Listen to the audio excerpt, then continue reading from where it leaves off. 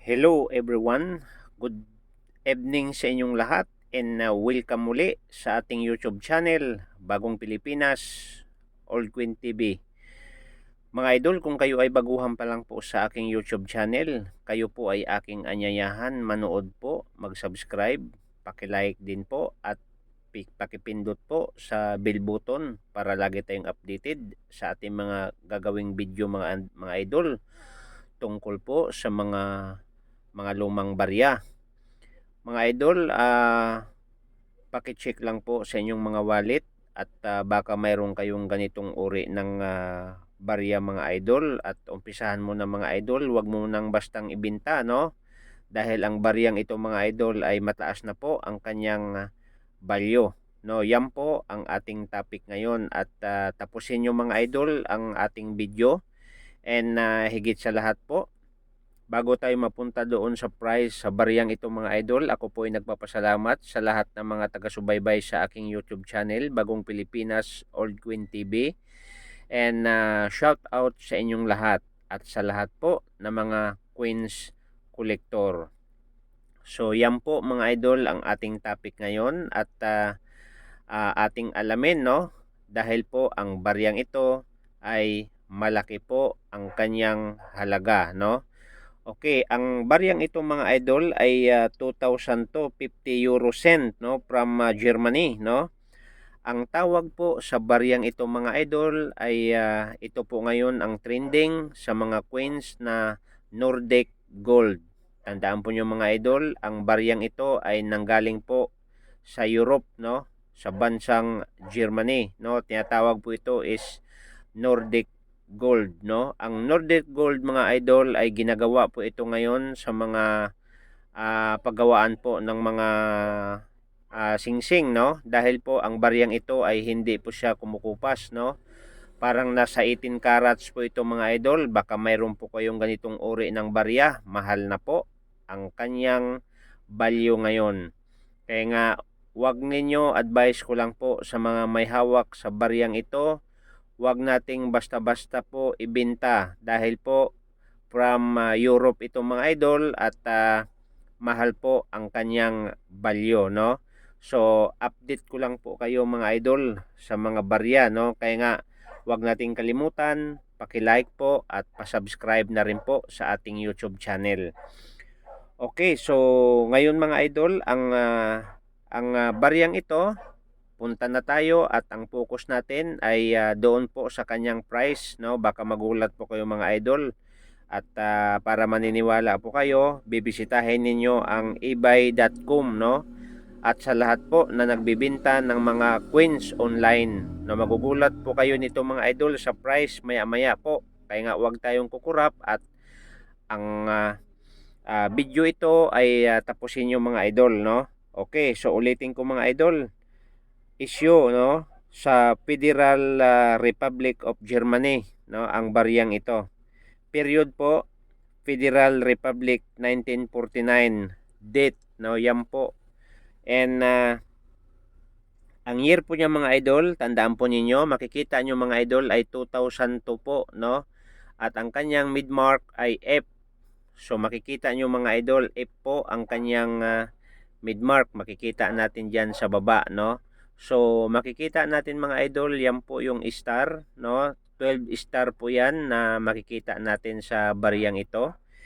And ang year po niya mga idol, ginawa po is 2002 hanggang 2006, no? Okay, so ang value po niya mga idol ay 50 euro cent, no, from Germany.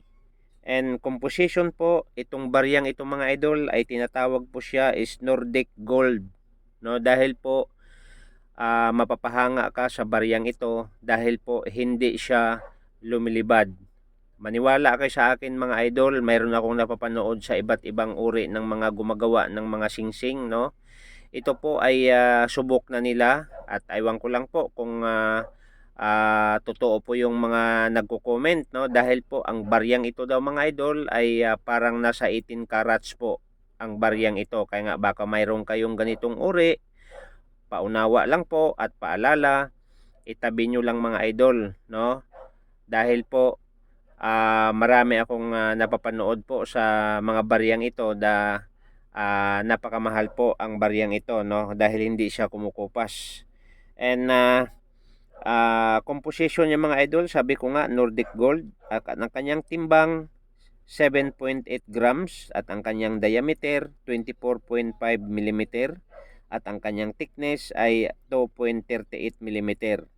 Okay mga idol, punta tayo doon sa kanyang mintage dahil po ang bariyang ito ay 5 beses po o 6 na beses po naglabas ng kanilang mintage, no?